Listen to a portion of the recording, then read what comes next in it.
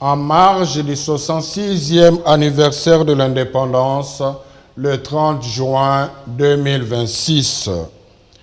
Heureux les artisans de paix, car ils seront appelés fils de Dieu. Matthieu 5, 9. Congolaises, Congolais, filles et fils de la République démocratique du Congo, en ce jour mémorable du 30 juin 2026, où notre nation commémore le 66e anniversaire de son indépendance, nous rendons un vibrant hommage à nos pères fondateurs qui ont rêvé d'un Congo libre, uni et prospère. Nous vous invitons avant tout à rendre grâce à Dieu, notre Seigneur et Sauveur, Maître des temps et des circonstances, qui continue à veiller sur notre nation et son peuple, en dépit des multiples vents contraires que nous traversons. Au regard de la situation actuelle du pays, qui semble assombrie par l'épreuve, nous affirmons avec la gravité d'une profession de foi et la responsabilité d'un avertissement prophétique qu'une nation commence à s'effondrer lorsque les armes remplacent la parole, lorsque les filles et les fils du pays cessent de se parler, lorsqu'ils ne se reconnaissent plus comme membres d'une même communauté de destin, lorsqu'ils substituent la méfiance à la fraternité, la haine à la solidarité, l'esprit de vengeance à la culture du pardon et à la confrontation à la recherche du bien commun. Nous constatons avec préoccupation la multiplication des discours de haine, de messages d'exclusion et des paroles de division, là où la nation a besoin de la réconciliation. Nous voyons s'approfondir des fractures, là où l'urgence commande de bâtir des ponts. Nous observons l'installation d'un climat de suspicion entre citoyens, entre communautés, entre animateurs institutionnels, entre leaders religieux et entre acteurs politiques, alors que le salut du pays exige la confiance réciproque, l'écoute mutuelle et la volonté de construire ensemble. Nous voyons dangereusement monter la violence verbale, les injures, les calomnies, juste au moment où la nation a besoin de grandir en réflexe éthique, en vertu civique et en interaction citoyenne fondée sur le respect mutuel. Ainsi s'enracine l'un des dangers majeurs qui menacent aujourd'hui notre société. Les passions prennent les pas sur la raison et de plus en plus, la recherche de l'intérêt particulier l'emporte sur la défense du destin commun. La paix est confisquée, particulièrement dans la partie est de notre pays. Les tissus sociaux s'effritent sous le poids des divisions intestines et la méfiance politique fragilise nos institutions tout en freinant l'élan du développement dont le peuple congolais a légitimement besoin. Face à ce tableau, une des béatitudes annoncées par le Christ résonne fort dans nos cœurs de pasteurs.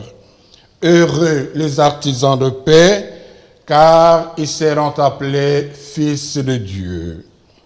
Matthieu 5, 9.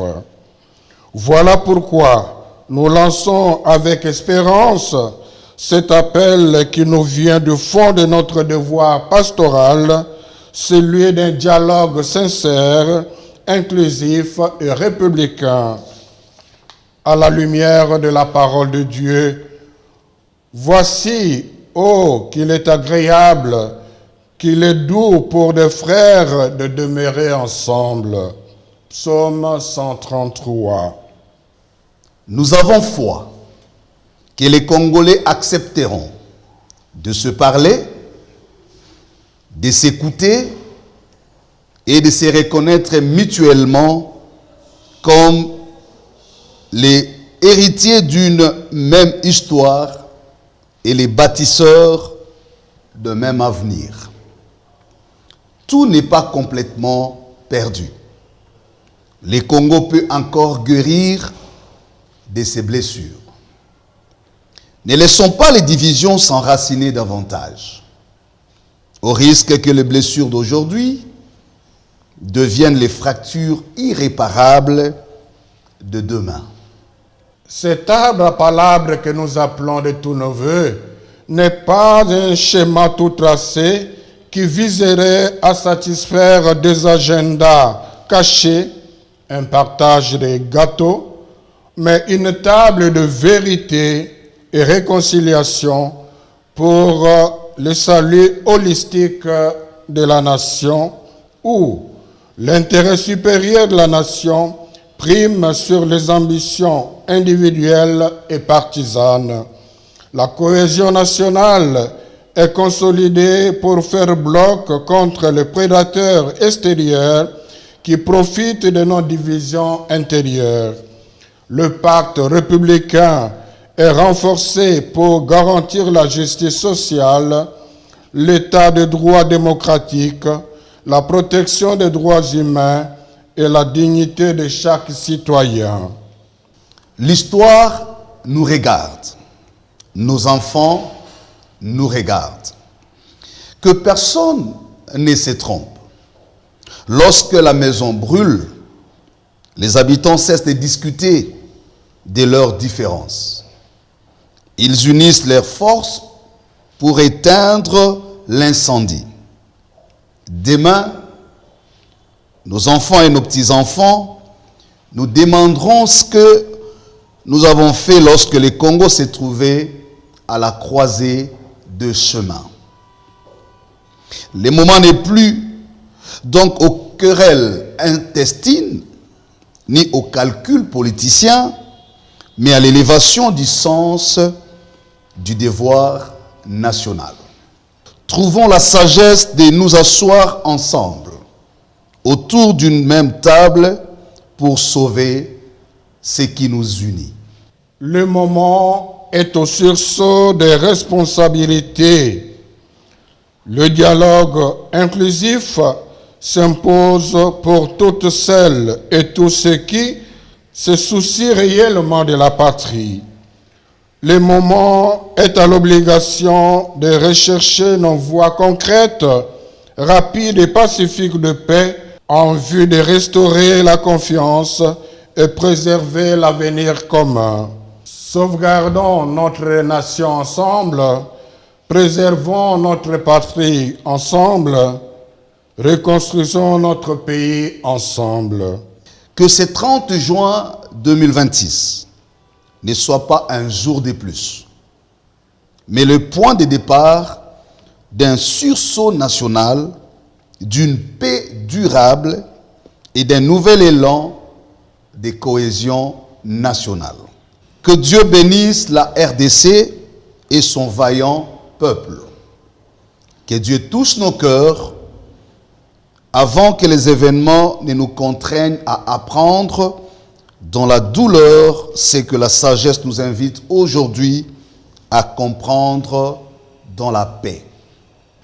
Et que vive pour les siècles des siècles la République démocratique du Congo, une, indivisible, réconciliée et prospère. Fête à Kinshasa le 30 juin 2026 pour la SENCO et l'ECC à la signature conjointe de Monseigneur l'archevêque Fulgence Mouteba Mougalo pour les comptes de la SENCO et le révérend docteur André Bokundo Abolikabe pour les comptes de l'ECC. J'ai dit et je vous remercie.